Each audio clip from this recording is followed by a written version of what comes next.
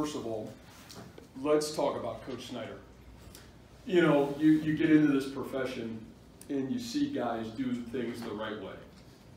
Build programs, stand for what's right, build a team that consistently, game in and game out, gives themselves a chance to be successful. And, you know, the honor to compete against one of the true legends in this sport is tremendous. I think the ability of what he's done, the consistency he's done it with, and standing for what's right in our sport is really powerful. And so, for me, it's an absolute honor to be able to compete against Coach. We've had some great games over the last couple of years, and I tip my hat to that Kansas State team. It's a team that certainly has persevered and continues to play at the level of excellence that Coach Snyder always stood for. For our team, you know, today was a powerful day. And I think powerful in terms of, you know, I challenged our football team last week is I really hope that they got to tell their story. You know, the story inside of our walls, winning and losing is we all are judged by, but the loyalty that this team has kind of stayed to itself when I think the chips were against them, it's been really fun to coach. And I said this from the time we started spring practice till this time we started fall camp, till everybody asked what was wrong at 1 and 3, is I really love coaching this team. This team's never disappointed me. This team has continued to strain the state of course, and no, it's never been perfect. But these kids have continued to believe in each other, and I thought it was fitting on senior day, where you got 19 seniors, and to be honest with you, maybe one of the most unselfish group of young men I've ever been around. You know, there's not a lot of superstars in that group, but boy, there's a lot of character. There's a lot of superstar character in that senior class. And so I couldn't think of a more fitting way to come from whatever down and have the ability to pull out a great win for this football program and continue our journey together, as obviously there's still a lot of football left to be played for our Cyclones. So with that said, I'll certainly open up to you guys any questions you have for me. You know, I just felt like I thought that score to kind of get things turned around, the block in the back on the kickoff return, you know, where, you know, kind of mitigated the stupid penalty on our end that we got on the PAT field goal. And I thought that kind of at least allowed us to steady the ship and know there was still, I think at that time, maybe 8 minutes left to play in the football game. So, but I think certainly anytime you can get a defensive score, you really regain momentum in a lot of ways, and I think that certainly allowed it to happen.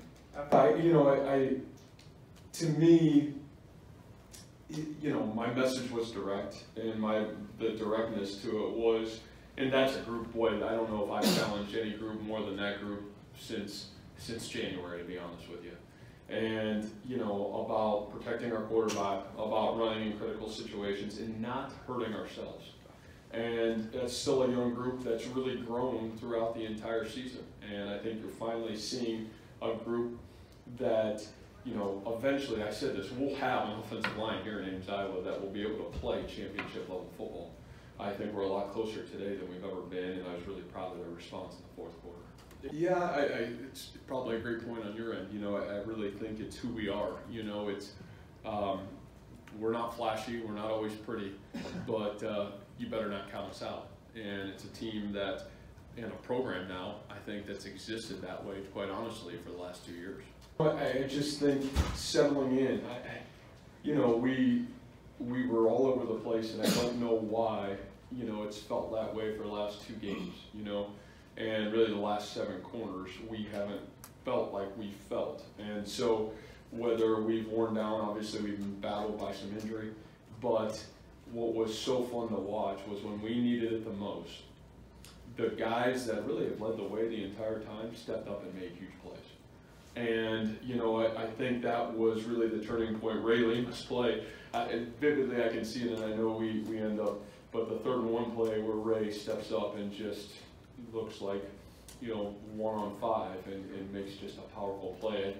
So I just think the credit there goes to our players, and obviously we got a great coaching staff and they do a great job, but I think some individual players stepped up and made some huge plays at some critical moments. It was awesome. I mean, a couple of those huge runs, David, if he's not the best, one of the best players in college football, I don't know who is. You know, I mean, what he's done for this program and this team is really special. And we see the runs and all the great stuff that's happened. I see the consistency. I see the guy that 2 years ago in January and February, when nobody else would come here, he was here working. I see a guy that sacrificed everything for this program and this university. And so it was really fitting that he was kind of leading the ship when we needed it the most. So I'm really proud of him, and I thought he was outstanding. I don't know if I could have scripted it any better, to be honest with you. I mean, Kyle Kemp coming in, and you know, emotional day for me because I love Kyle. I've said this and I'll continue to say it. I really think the character and actions of what Kyle Kemp has stood for. It doesn't happen in our profession. It doesn't happen with 18 to 22-year-olds today, but it happened here. And what he did from Oklahoma a year ago to the character that he's shown through this stretch, I don't know if you can ever match it. And you know, that's not, what he did was more powerful this year than what he did last year because it's humility, it's character, it's what everybody expects you to do the other thing, and he stood up and did the right thing. And it's really hard to do that, and forever he'll go down as one of the greatest young men I've ever had the opportunity to coach. You know, I don't know. All I know is, you know, certainly what's happened here the last couple, and I think we've had to grow. You know, we've had to learn and fail. Nobody likes to fail, but that's real. And you have to learn from your mistakes. And I do think this is a group, you know, really for the last 2 years, we've learned a lot from our mistakes. And, you know, it doesn't always look like that, and sometimes it doesn't always feel like that. But I really believe when you really watch it closely, it's a group that's really demanded to learn from some of their failures. And I think that's the only way to build and do it the right way is, you know, there's no shortcut. It takes what it takes. And, you know, I think our kids really have continued to persevere. Yeah, Brock's best football game of his career today. You know, I mean, even the ball he throws gets intercepted, like, holy smokes, what a throw, right? I mean, yeah, the receiver's got to make a better play on the ball and catch it. But, I mean, what you saw today from that guy, pretty powerful. I mean, really special, great poise. He is who he is. I think, you know, you come back from a rough performance last week, and he would tell you that. And to have the character and have the conviction to step in there and just keep playing. He's pretty special, and I'm really proud of what he's doing. And we wouldn't be where we're at without him, and certainly wouldn't be in the game where we were today without his performance. Well, very similar to what it's been, to be honest with you. I mean, I think our kids are really excited, but there's still a lot of football left to play for us, which I'm really fortunate that that's the case. And I think our kids really believe. You know, I think there's just a sense of, you know, they can take a little bit of a breath and feel like, man, the sacrifices that they've made, that it's been worth it. And sometimes you need that be convicted by a victory like this that can really spark where you're going and what you're really about. Yeah, and you know, there's a guy that I'm talking about, you know, that play in the fourth quarter. I think he's the guy that hits him, sacks him, and that Mike's able to pick the ball up and obviously score. So, you know, Willie, again, there's another guy that it's never been perfect, but he's been willing to listen and willing to get better. And what you've gotten now is you've got some of his best performances when this program's needed it the most. So I thought a really powerful play. I thought you could see it in his eyes and coming at halftime. A guy that really believed that we could still go win this football game and made a couple plays for us that really ended up changing the game. Yeah, well, the perfect storm is you got to make the storm. You know, you gotta create the storm.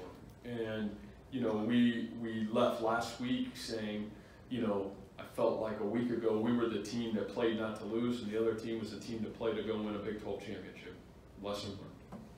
So in those moments, you got to go make them. You got to go make the plays if you want it. Nobody's giving it to you, and nobody feels sorry for you in this sport or this profession. So you got to go take it. And I thought what happened in the fourth quarter is our kids went and took it. And maybe the first time I've seen that happen, to be honest with you, since I've been here. So powerful, and hopefully something we can learn from and continue to build off of. Well, you know, I think Kyle is the epitome of Iowa State football.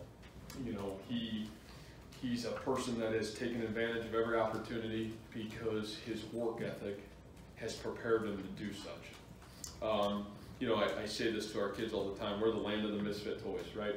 We're no 4-star, 5-star, there's no 4-star coach or 5-star coach. Every one of us have kind of come from the ground up. And what we have to do is we have to work harder, we have to study harder, we have to prepare harder and develop harder than anybody we play. And that's okay, that's who we are. And I think Kyle is the epitome of that. Land of the misfit toys, he might as well be the leader of the misfit toys. And you know, I think for us, not high with the highs or low with the lows, I think it's really what we set out to do from the get-go. You know, winning and losing has always taken care of itself in this sport. If you're willing to do the little things right with great consistency, it always takes care of itself. And you know, this group I think is continuing to find that out, and you know, I thought we made a really big stride today, certainly. Well, for me, what he's done here is he's literally changed the course of this program. I mean, it took this unselfish acts and this preparedness that he had to go into Norman, Oklahoma, to come back here, to lose his starting position, to coach and empower a young guy. Powerful. And like I said, I don't know where in the country you'll find it. I know that it's been the difference. It's been why we are where we're at. I know there's a lot of guys that have been about that and certainly there, and I appreciate every one of them. But what Kyle Kemp is doing, hopefully young student athletes outside of our realm can look at that someday and say, man, I hope I can be like that guy when I grow up. I think he even teaches us coaches that hopefully we can be like that guy as we continue to coach and do our jobs. So, great question. Thank you guys. We'll see